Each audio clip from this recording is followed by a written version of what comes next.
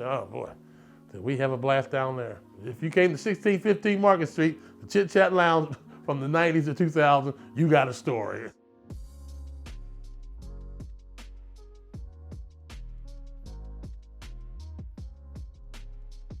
All right.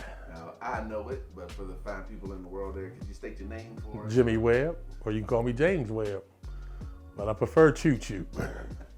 Willie had a lovely night scene. We had many clubs from Tin Pan Alley to the Odyssey, the Cloud Nine, the Stardust, bottom of the Fifth, the Plaza, the Checkmate, the Playmate, Ebony Lounge, the White Front, the CB Club, the P&B Club.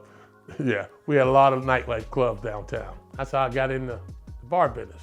My mom worked probably 5 or 6 different bars. As a little kid, I used to go to Hildar Lounge, and so the bag of potato chips looked this big as a kid, and would sweep the floors for Kenny Woods and Ronnie Green's dad used to have the Hildar Lounge, June Green out there.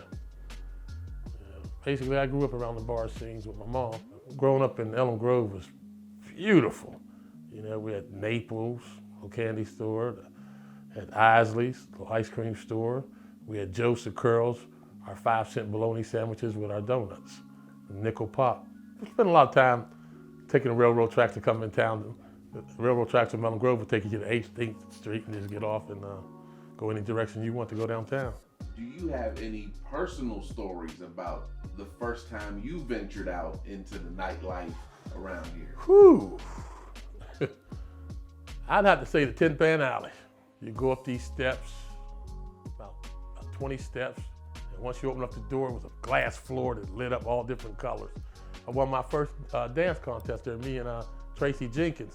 I still didn't get paid from that either. You know, I let her take the check. I never got my cut. So that Tin Pan Alley would be my first good experience, just to be in there and enter a dance contest with Tracy Jenkins. I still want my $25 share. I think there are people, if you mention nightlife in Wheeling, They're gonna say Chit Chat. 10 out of 10, they're gonna say the Chit Chat. They ain't gonna say this and that, because they know, like, you hear your parents come home talking about Chit Chat.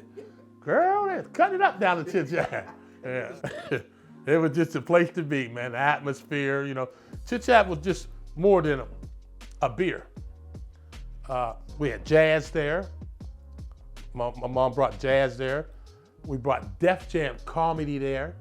And then on Wednesdays, we would cover all the liquor up, and we would, the kids who was under 18, we would serve pops, hot dogs, potato chips, and give them a DJ. were there any differences in like racial dynamic?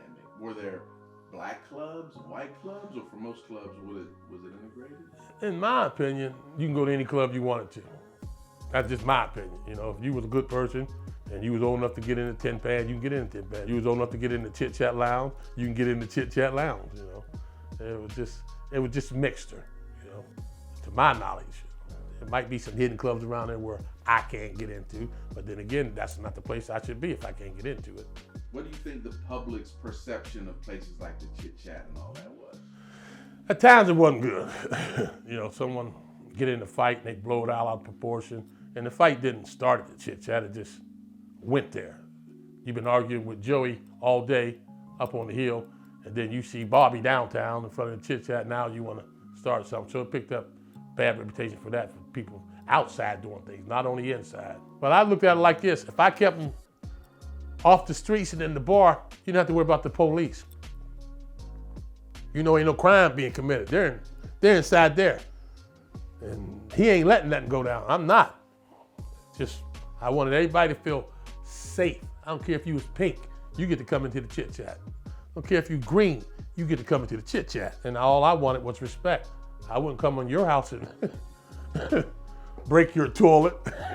Oh yeah, you know, oh, there's so many stories, man. And what's crazy about it now is I get to hear them. Chit Chat's been closed all like 22 years. I don't know if it's over there. A guy returned the cue ball. He called me on the phone one day. He said, Choo Choo, can I tell you something? I said, yeah. I said, what's wrong? He said, you ain't gonna be mad? I said, no. He said, man, I was the one who stole the cue ball and I want to return it.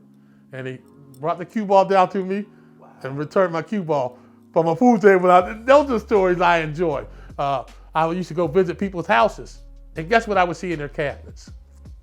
My glasses that they would take as souvenirs. They have beautiful memories of Chit Chat. I don't care where I go. The people who came to Chit Chat said, "Where was the Chit Chat?" I said, "What's your memory? What's your memory?" I live off of their memories. I threw a party down there one day. This is crazy. It was on a Sunday. I went out and I'm not gonna say stole. You know those barriers they use to block off the streets? I went out and collected about 8 of them. And I blocked the street off without permission. So nobody knew. It was on a weekend. You couldn't come down there because I threw a graduation party for willing Jesuit graduate Theo Black to them down there. We took up the street all day long, was feeding people for free and everything. It was beautiful. They still talking about that. Yeah, can you imagine that? Probably about 200 people came down there. That's what they remember. That's what they want to be a part of.